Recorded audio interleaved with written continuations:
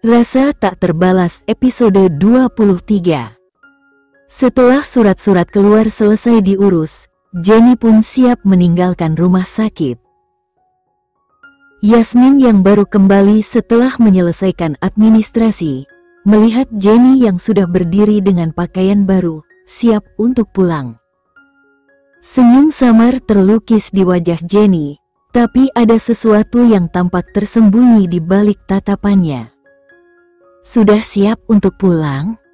tanya Yasmin dengan nada penuh perhatian. Jenny tersenyum kecil, namun jelas rasa bosan dan ketidaknyamanan dari tinggal di rumah sakit terlalu lama mulai merasukinya. "Iya, aku merasa lebih baik pulang daripada berlama-lama di sini." Yasmin menatap sahabatnya dengan ragu. "Kau ingin pulang karena bosan, atau karena ada masalah dengan Tuan Julian?" Tanyanya hati-hati, mencoba menebak perasaan yang tersembunyi di balik senyuman Jenny. Jenny terdiam, tidak memberikan jawaban langsung.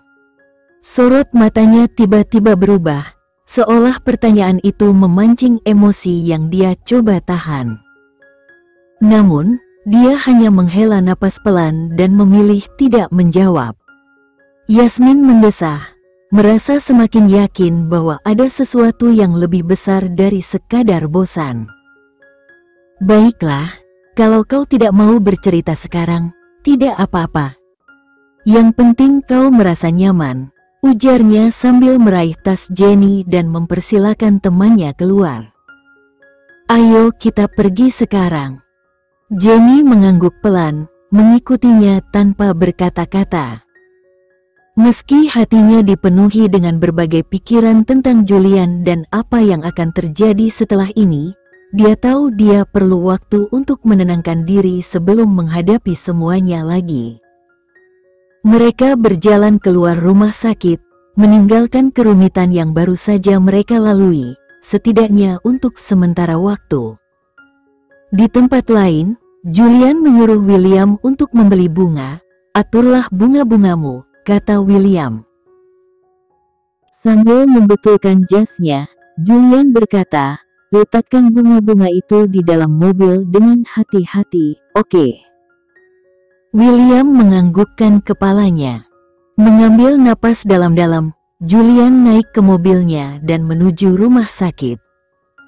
Dalam perjalanan ke rumah sakit, Julian memikirkan berbagai cara untuk membujuk istrinya. Dia juga telah melakukan banyak penelitian terakhir kali dan telah memilih beberapa metode yang bagus. Setelah perjalanan panjang selama 45 menit, Julian akhirnya sampai di rumah sakit. Dia segera keluar dari mobilnya dan bergegas masuk sambil membawa seikat bunga di tangannya. Di dalam rumah sakit, berdiri di luar kamar Jenny, Julian menarik napas dalam-dalam sebelum membuka pintu. Setelah merapikan rambut dan dasinya, Julian membuka pintu dengan senyum cerah di wajahnya. Senyumnya langsung pudar saat melihat ranjang kosong. Meletakkan bunga itu di tempat tidur, dia bergegas menuju kamar mandi yang juga kosong. Ekspresi Julian berubah dingin ketika dia menyadari bahwa Jenny tidak ada di ruangan itu. Sambil mengambil bunga dari ruangan, dia bergegas menuju kantor Nico. "Kantor Nico, di mana istriku?" teriak Julian sambil masuk. Nico yang sedang berkonsultasi dan sabar memilih untuk mengabaikannya terlebih dahulu. Namun ketika melihat matanya yang merah, tanpa sadar ia menelan ludah karena takut. "Tuan Rehan minum obat ini secara teratur dan jika tidak ada kemajuan, kami akan melakukan operasi," kata Nico. Pasien menganggukkan kepalanya dan meninggalkan kantor secepat mungkin. "Apakah kau bermaksud menakuti pasienku?" tanya Nico. "Di mana istriku?" tanya Julian. Sambil menggaruk kepalanya, Nico berkata, "Istrimu." Dia sudah keluar rumah sakit pagi ini." Sambil membanting tangannya ke meja, Julian berteriak, "Apa?" Nico segera melempar beberapa dokumen penting dan laptop ke sofa, karena takut Julian akan merusaknya karena marah. Nico berkata, "Ya, dia sudah keluar pagi ini." Sambil memukulkan tangannya lagi ke meja, Julian berteriak, "Mengapa aku tidak diberitahu? Dan mengapa membiarkannya dia pergi? Bukankah seharusnya dia tinggal di rumah sakit selama 1 hari lagi?" "Ya, memang. Hei, aku sudah bilang pada istrimu bahwa dia harus tinggal selama 2 atau 3 hari lagi setelah apa yang terjadi tadi malam." Tapi, sebelum Nico bisa menyelesaikan kalimatnya, Julian bertanya, "Apa yang terjadi tadi malam?" Nico mengutuk dirinya sendiri dalam hati dan berpikir, "Dasar bodoh Nico. Sekarang ceritakan padanya tentang kemarin dan dia pasti akan membunuhmu. Ceritakan padaku apa yang terjadi tadi malam," Julian berteriak. Nico mengernyit dan berkata, Wah. Tadi malam, lukanya terbuka sedikit. Jadi kami harus menjahitnya lagi." Sambil memukul meja dengan tangannya sekali lagi tetapi dengan kekuatan yang lebih besar, Julian berteriak, "Apa? Lukanya terbuka lagi tadi malam? Tapi bagaimana? Dan kau membiarkannya pergi sambil tahu bahwa lukanya bisa terbuka lagi? Apa kau sudah gila? Julian, mejaku akan rusak," kata Nico. "Beruntungnya kau adalah temanku Nico," kata Julian. Mengetahui apa maksudnya, Nico berkata, "Saya ingin memberitahumu, tetapi istrimu menghentikan saya. Dia menyuruh saya untuk tidak mengganggumu." Melihat Julian mulai tenang, Nico menambahkan, "Itu salah kamu. Siapa yang menyuruhmu bertengkar dengan istri yang sedang sakit? Kamu tahu bahwa orang yang terluka tidak boleh stres." Julian berdiri di sana dengan linglung, setelah mendengar apa yang Nico katakan kepadanya. Jenny meminta Nico untuk tidak memberitahunya. Sambil menundukkan kepalanya, dia berpikir, apakah dia begitu marah padaku? Sambil memberinya segelas air, Nico berkata, "Ini, minumlah. Kau seharusnya tidak membiarkannya pergi. Jika terjadi sesuatu pada istriku, kau akan mati." Setelah mengatakan ini, Julian bergegas keluar dari kantor. Nico menghela napas lega. Adalah sebuah kesalahan kembali ke Surabaya. Di luar rumah keluarga Baskara, Yasmin dengan hati-hati membantu Jenny turun dari mobil. Ketika Jenny turun, ia merasa sedikit pusing dan bersandar di mobil untuk menenangkan diri. Melihat kondisi itu, Yasmin langsung panik dan menggenggam tangan Jenny. "Jenny, jika kamu merasa tidak enak badan, lebih baik kita kembali ke rumah sakit," ujar Yasmin, nada suaranya penuh kekhawatiran. Jenny menggelengkan kepalanya pelan, "Aku baik-baik saja. Ini hanya sakit kepala ringan. Tolong, jangan bicarakan ini di dalam." "Apakah kamu yakin?" tanya Yasmin sekali lagi, tetap ragu. Jenny mengangguk untuk meyakinkannya, dan bersama-sama mereka pun masuk ke dalam rumah. Begitu mereka memasuki ruang utama rumah besar itu, seorang pelayan segera menyambut, "Selamat datang, Nyonya Muda." Jenny hanya menganggukkan kepala, sementara Ibu Wulan yang sedang duduk di sofa bersama ayah Arya langsung berdiri ketika melihat Jenny kembali lebih awal. "Jenny, kenapa kamu sudah di sini?" tanya Ibu Wulan, nada suaranya terdengar heran. Beliau berencana menjemput Jenny keesokan harinya setelah ia diizinkan keluar dari rumah sakit. Melihatnya pulang lebih awal membuat Ibu Wulan merasa ada sesuatu yang salah. "Ibu, aku sudah pulang," jawab Jenny singkat. Di mana Julian? Tanya ayah Arya, memandang putrinya dengan tatapan khawatir. Jenny menundukkan kepala, tidak menjawab pertanyaan tersebut.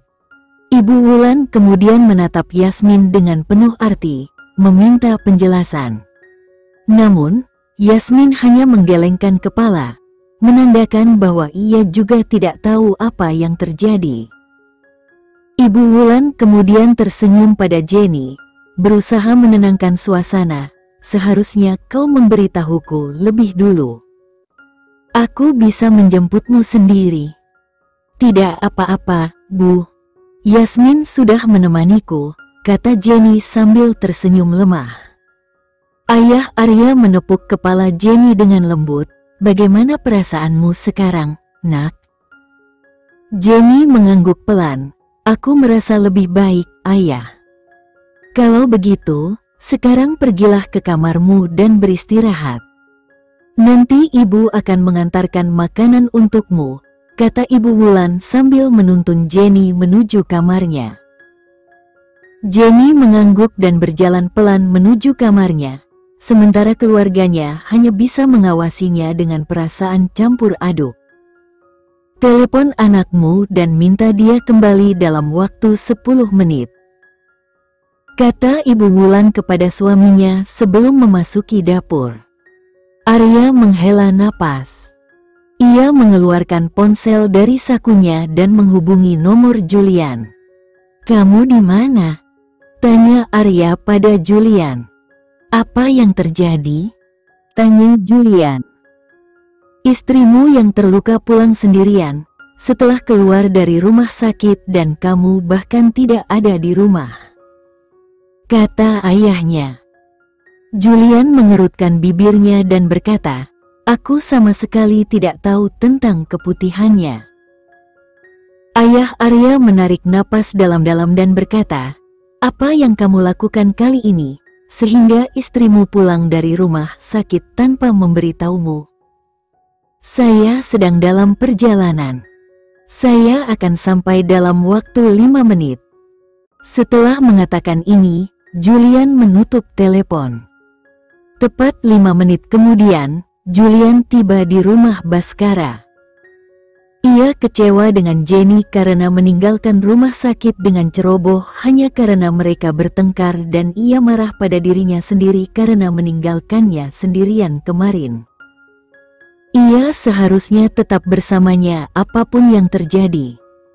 Ketika Julian memasuki rumah besar itu, ayah Arya sedang duduk di sofa sambil menyeruput teh.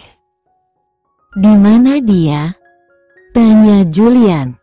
Itu tepat 5 menit yang lalu. Dia ada di atas, kata ayahnya. Tanpa nunggu lama, Julian bergegas ke atas. Di dalam kamar tidur. Julian hendak memasuki ruangan, ketika dia mendengar suara Jenny. Kamu bisa kembali sekarang Yasmin. Aku akan baik-baik saja, kata Jenny. Yasmin menggelengkan kepalanya dan berkata, tidak apa-apa. Kamu tidak terlihat baik, Jenny. Kamu yakin tidak ingin pergi ke rumah sakit? Sambil menyandarkan kepalanya di kepala tempat tidur, Jenny berkata, tidak apa-apa, aku suka di sini. Kamu ingin berbicara tentang apa yang terjadi antara kamu dan Tuan Julian, kata Yasmin. Saya tidak ingin membicarakannya, kata Jenny. Baiklah kalau begitu. Kamu istirahat saja, kata Yasmin. Jenny ingin mengatakan sesuatu tetapi dia mulai merasa pusing lagi. Sambil memegang kepalanya dengan satu tangan, dia menggelengkan kepalanya untuk menenangkan diri. Yasmin segera bangkit dan berkata, Jenny, kamu baik-baik saja? Julian segera memasuki ruangan dan berkata, siapa yang menyuruhmu meninggalkan rumah sakit, ketika kamu tahu bahwa kamu masih membutuhkan dokter dan perawat di sana? Mengabaikan perkataannya, Jenny berkata, Yasmin, tolong ambilkan aku segelas air. Yasmin merasa sangat canggung. Dia menganggukkan kepalanya dengan cepat dan memberikan segelas air kepada Jenny.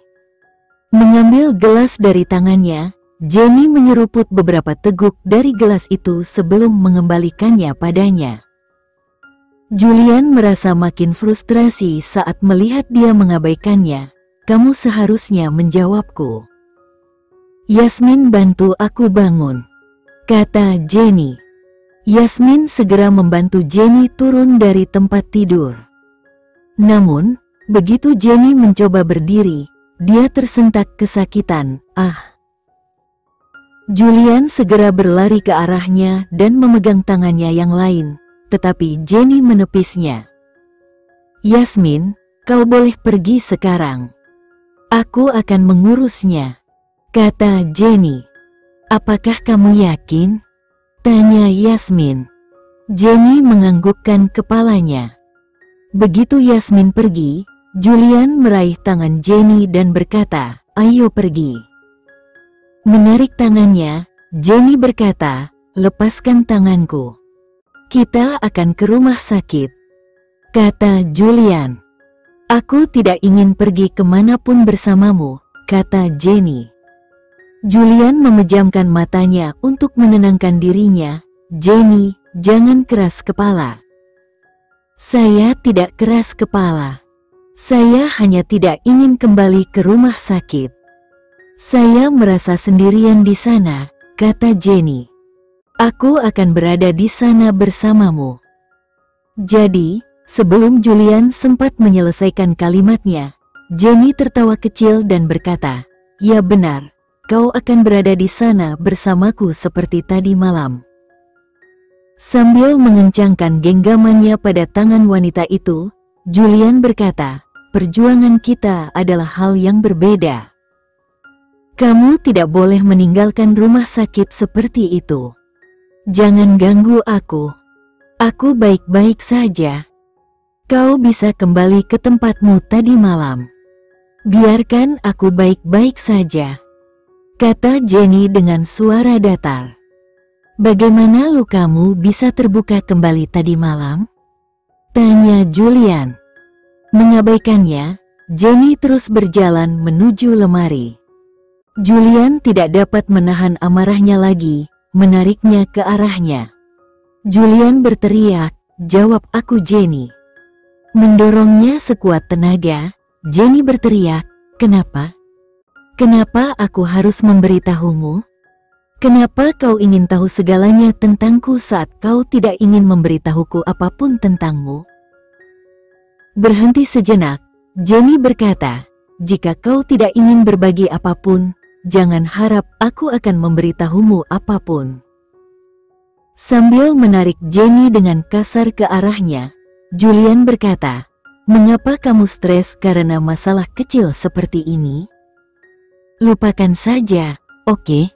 Aku tidak ingin mengatakan apapun kepadamu dan aku punya alasan sendiri, oke? Tidak bisakah kamu menghargai itu? Jenny tertawa dan berkata, baiklah. Aku meninggalkan rumah sakit karena aku punya alasan. Aku harap Tuan Julian pun bisa menghormatinya.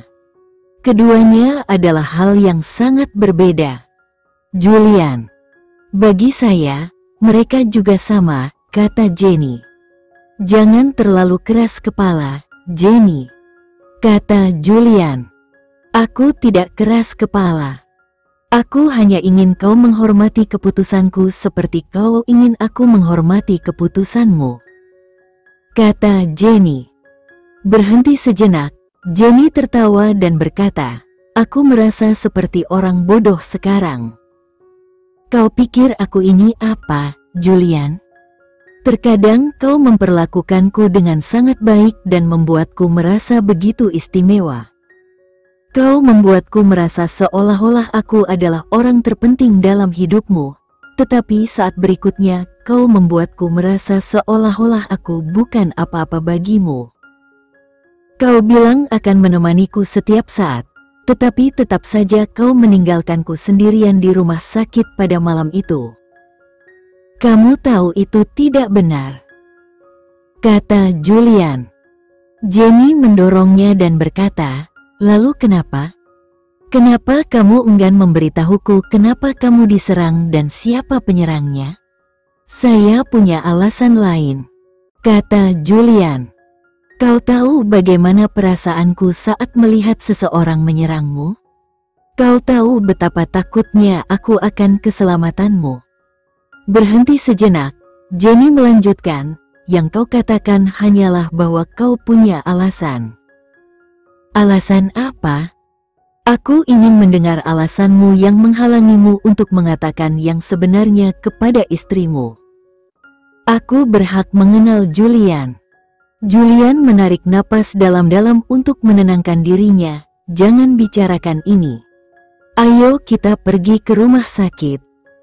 Air mata mulai mengalir dari pipi Jenny. "Aku tidak akan kembali ke rumah sakit bahkan jika aku mati. Apakah kamu mengerti? Berhentilah bertingkah bodoh sekarang," kata Julian. Sambil menunjuk ke arah Julian, Jenny berkata, "Jika ingin tahu siapa dirimu sebenarnya dan mengapa kita diserang adalah tindakan bodoh, maka akulah yang bodoh. Jika mencintaimu dan peduli padamu adalah tindakan bodoh, maka akulah yang bodoh." Julian membelalakkan matanya karena terkejut dan bertanya, "Apa yang kamu katakan?" Sebelum Jenny sempat menjawab, ia mulai merasa pusing lagi. Ia memegang kepalanya dengan satu tangan, mencoba menenangkan diri.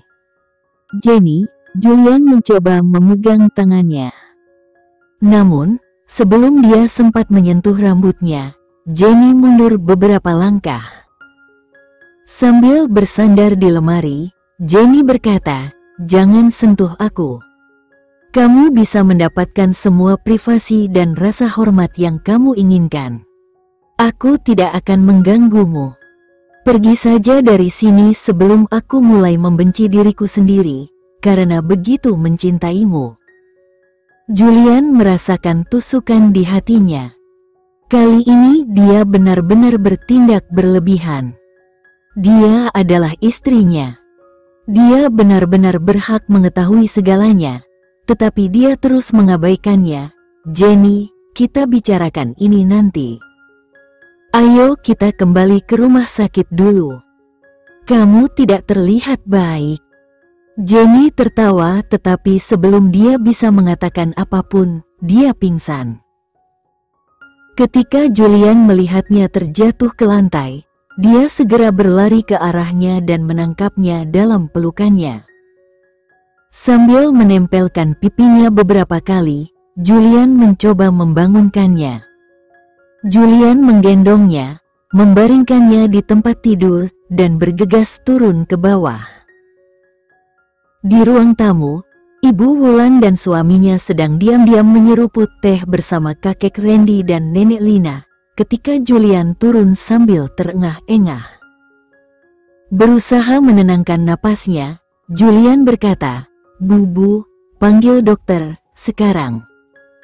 "Apakah Jenny baik-baik saja?" tanya nenek Lina. Julian tidak mengatakan apa-apa. Apa yang terjadi pada kakak ipar? Daniel yang baru saja memasuki rumah bertanya dengan cemas. "Daniel, telepon Nico dan minta dia datang ke sini dalam waktu 10 menit. Setelah mengatakan ini, Julian bergegas ke atas. Ibu Wulan dan ayah mengikutinya dari belakang, sementara Daniel segera memanggil Nico. Di dalam kamar tidur, bergegas menuju Jenny, Julian memegang tangannya erat-erat dan mencoba membangunkannya. Ketika Ibu Wulan dan ayahnya memasuki ruangan, mereka melihat Jenny terbaring di tempat tidur dalam keadaan tidak sadarkan diri. "Apa yang terjadi padanya?" tanya ibunya. Julian tidak berkata apa-apa dan bergegas masuk ke kamar mandi. Setelah beberapa saat, dia keluar sambil membawa handuk basah. Sambil berlutut di lantai, dia mulai menyeka wajah Jenny dengan handuk basah itu. Ibu Wulan bisa merasakan ada sesuatu yang tidak beres pada putranya. Sambil berjalan ke arah Julian, Ibu Wulan meletakkan tangannya di bahunya dan berkata, "Jangan khawatir. Dia akan baik-baik saja. Suamiku, tolong telepon Niko lagi, tanyakan dia sudah sampai mana," kata Ibu Wulan. Suaminya menganggukkan kepalanya dan segera memanggil Niko. Julian terus menyeka wajah Jenny tanpa berkata apa-apa. Wajah Jenny tampak pucat. "Tidak apa-apa, Nak. Kamu bisa berhenti sekarang," kata Ibu Wulan. "Ini salahku, Bu." Julian berkata dengan suara sangat pelan, tetapi cukup keras untuk didengar Ibu Wulan. Ibu Wulan menghela napas dan berkata, "Tidak, tidak. Tenang saja. Jika kamu menangis seperti ini, siapa yang akan mengurus Jenny? Dia membutuhkanmu." Sebelum Julian bisa mengatakan apapun, Niko memasuki ruangan. Melihat Julian yang linglung, Niko mengerti bahwa sesuatu mungkin telah terjadi di antara pasangan itu. "Julian, minggirlah. Biar aku yang memeriksa kakak ipar," kata Niko. Julian diam-diam bangkit dan pindah ke sisi lain tempat tidur. Duduk di dekat Jenny, Niko memeriksa denyut nadinya. Setelah beberapa saat, Niko berkata, "Semuanya tampak normal. Mungkin dia pingsan karena stres. Dia merasa pusing," kata Julian. "Dia sangat lemah saat ini," kata Niko. "Periksa baik-baik. Kalau terjadi apa-apa lagi padanya, matilah kau," ucap Julian dengan nada mengancam. "Julian, bukan begini caramu bicara kepada seseorang yang datang jauh-jauh ke sini hanya untuk memeriksa istrimu," kata ibunya. Niko mengerucutkan bibirnya. Sambil memeluk Ibu Wulan, dia berkata, "Dia mengancamku sejak kemarin, Bu." Sambil menepuk-nepuk kepalanya, Ibu Wulan berkata, "Ah, anak yang malang. Tunggu sampai Jenny bangun. Setelah itu, aku pasti akan menghukumnya." Niko tersenyum dan berkata, "Kamu yang terbaik." Julian memutar matanya dan berkata, "Periksa sekali lagi. Apakah kita harus membawanya ke rumah sakit lagi?" Niko menggelengkan kepalanya dan berkata, "Tidak perlu. Dia akan segera bangun. Biarkan dia beristirahat sekarang dan jangan membuatnya terlalu stres." Julian menganggukkan kepalanya.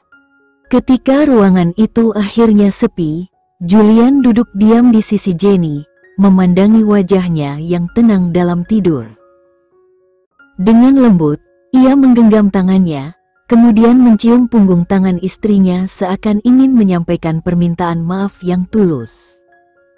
"Maafkan aku," bisiknya pelan, suaranya hampir bergetar. "Aku tahu seharusnya aku tidak menyembunyikan apapun darimu. Tapi, bagaimana jika kamu menjauh setelah mengetahui semuanya? Aku takut kehilanganmu." Julian tersenyum kecil saat memikirkan saat-saat kebersamaan mereka, pengakuan perasaan yang pernah Jenny ungkapkan dalam pertengkaran dulu. Ia merasa hangat mengingat bagaimana wanita itu, meski keras kepala, selalu memilih untuk bersamanya. Dengan penuh kasih sayang, ia mencubit pipinya dengan lembut. "Kamu ini, gadis bodoh," katanya sambil tersenyum. "Dulu, dalam kemarahanmu, kamu bilang mencintaiku. Bodoh sekali kamu." Ia berhenti sejenak, menatap wajah Jenny yang damai. "Aku juga mencintaimu," nyonya Jenny. "Selalu mencintaimu, dan akan selalu begitu." Ketika Jenny akhirnya terbangun, malam hampir menyentuh tengah malam. Membuka matanya perlahan, ia melihat Julian, tertidur dengan kepala bersandar di tepi tempat tidur sambil memegang tangannya erat. Jenny tersenyum lembut dan mengusap rambut Julian, menyadari bahwa ia mungkin telah bereaksi terlalu keras. Jika Julian butuh waktu, maka ia akan menunggunya, berapa lama pun itu. Melihat posisi tidur Julian yang jelas tidak nyaman, Jenny menggoyangkan bahunya pelan dan berbisik, "Julian." Julian segera terbangun, mengangkat kepalanya dan menatapnya dengan cemas. "Ada apa? Apa kamu baik-baik saja? Apakah kamu merasa pusing lagi?" "Tunggu, aku akan panggil Nico." Jenny terkikik pelan, lalu menahan tangannya sebelum dia mengeluarkan ponsel. "Aku baik-baik saja sekarang. Kamu tidak perlu panik seperti ini. Aku hanya ingin kamu tidur di tempat tidur, jangan begini," katanya sambil menepuk sisi lain tempat tidur. "Tidurlah. Ini sudah malam." Namun, Julian tetap diam di tempatnya, menatap Jenny dengan sorot mata serius. "Jenny, ia berhenti, seolah ragu melanjutkan, tapi Jenny menyela dengan lembut. "Tidak apa-apa. Aku tidak akan memaksamu lagi untuk menceritakan apapun," katanya. "Saat kamu merasa sudah siap untuk bercerita, aku akan ada di sini. Lakukan saja saat kamu siap, oke?" Julian terdiam sejenak, lalu mencium tangan Jenny dengan rasa bersalah yang begitu dalam.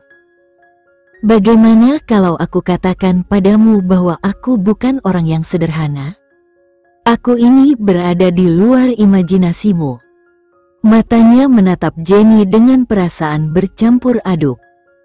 Ia menarik napas, lalu melanjutkan dengan suara bergetar, "Aku adalah seseorang yang tangannya penuh noda darah. Aku adalah seseorang yang dingin. Aku tak punya belas kasih untuk mereka yang berani menyakitiku, atau mereka yang mengancam orang-orang yang kucintai." Jenny hanya menatapnya dengan lembut, tanpa berkata apa-apa, seakan memberi ruang bagi Julian untuk melanjutkan. Julian menarik napas dalam-dalam dan berkata, "Jenny, saya bukan hanya sekadar CEO biasa. Saya sebenarnya juga terlibat di tempat lain." "Di tempat lain?" tanya Jenny. "Saya juga terlibat dalam dunia bawah," Julian berkata. Setelah berhenti sejenak, ia melanjutkan, "Saya telah membunuh banyak orang dengan kejam. Saya juga menyiksa orang. Apakah kamu akan menghakimi saya setelah mengetahui kebenarannya?" Jenny tidak mengatakan apapun. Dia berdiri di sana dengan linglung. Julian panik saat melihatnya. Dia menundukkan kepalanya dan berkata, "Aku tahu kau akan membenciku setelah mengetahui ini. Tolong jangan tinggalkan aku. Aku tidak bisa hidup tanpamu. Aku tidak ingin kau membenciku. Tolong." Jenny membelalakan matanya karena terkejut. "Siapa yang akan pergi? Aku tidak akan meninggalkanmu, oke?" Sambil memegangi wajahnya dengan kedua tangannya, Jenny berkata, "Aku tidak akan pernah membencimu, oke? Jadi, singkirkan pikiran itu dari pikiranmu. Ya, mungkin aku akan bertengkar atau berdebat denganmu kadang-kadang. Aku istrimu dan aku punya hak untuk berdebat denganmu. Ketika aku melakukannya, aku berharap kau tetap di sampingku dan membujukku serta tidak meninggalkanku sendirian sepanjang malam, oke? Sekarang mengenai fakta bahwa kau menjadi bagian dari dunia bawah, aku tidak benar-benar punya masalah dengan itu. Sampai dan kecuali kau menjaga dirimu tetap aman. Aku baik-baik saja dengan itu. Benarkah?" tanya Julian. Jenny tersenyum dan berkata, "Iya. Kau seharusnya bisa memberitahuku lebih awal. Kita tidak akan membuang-buang waktu untuk bertengkar satu sama lain. Baguslah kita bertarung. Kalau bukan karena pertarungan itu, bagaimana aku bisa tahu kalau, kata Julian dengan senyum lebar di wajahnya. Jenny tersipu malu. Dia telah mengungkapkan isi hatinya yang paling dalam, sesuatu yang sangat pribadi, namun dia tidak menyesal. Rasa cintanya pada Julian begitu besar hingga kini ia merasa Julian adalah bagian dari hidupnya yang tak tergantikan. Melihatnya seperti itu, Julian tertawa kecil. Dan sekarang kamu malah tersipu. Berhenti menggodaku, jawab Jenny setengah malu. Ayo, tidur di sampingku. Katakan sekali lagi, maka aku akan menurutimu sepenuhnya, goda Julian sambil tersenyum. Jenny memutar matanya, setengah tersenyum.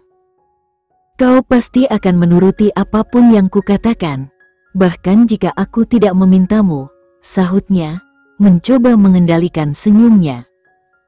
Julian mengangguk, sadar bahwa ucapan Jenny itu benar. Bahkan jika ia meminta hal yang ekstrim, Julian tahu dalam hatinya bahwa dia akan melakukannya tanpa ragu. Apakah kau ingin makan sesuatu? Tanyanya, memperhatikan wajah Jenny yang sedikit lelah. Jenny menggeleng. Tidak, aku tidak ingin makan apapun. Kau belum makan apapun sejak pagi, Julian mengingatkannya lembut. Berdiri dari tempat duduknya di lantai, dia berkata, aku akan buatkan sup hangat untukmu. Tunggu aku di sini, ya. Jenny mengangguk pelan, menatapnya penuh kehangatan. Setelah beberapa menit, Julian kembali membawa nampan berisi sup hangat dan seporsi sayuran rebus. Supnya boleh, tapi aku tidak mau makan sayuran ini, kata Jenny, wajahnya cemberut. Julian menggeleng dan berkata, kamu harus makan, oke? Nico bilang kamu perlu banyak makan sayur agar cepat pulih.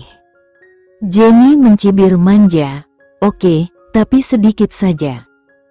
Julian menaruh nampan di tempat tidur dan mulai menyuapi Jenny dengan sup hangat. Aku bisa makan sendiri, loh, kata Jenny sambil terkekeh. Sambil meniup sendok sup, Julian berkata, Nico bilang kamu sedang lemah, jadi kamu tidak boleh terlalu banyak bergerak sampai benar-benar pulih. Jenny mendesah. Jadi apa yang akan kulakukan? Berbaring saja di tempat tidur sepanjang hari. Tepat sekali, kata Julian dengan tegas. Jenny menggembungkan pipinya, merasa kesal.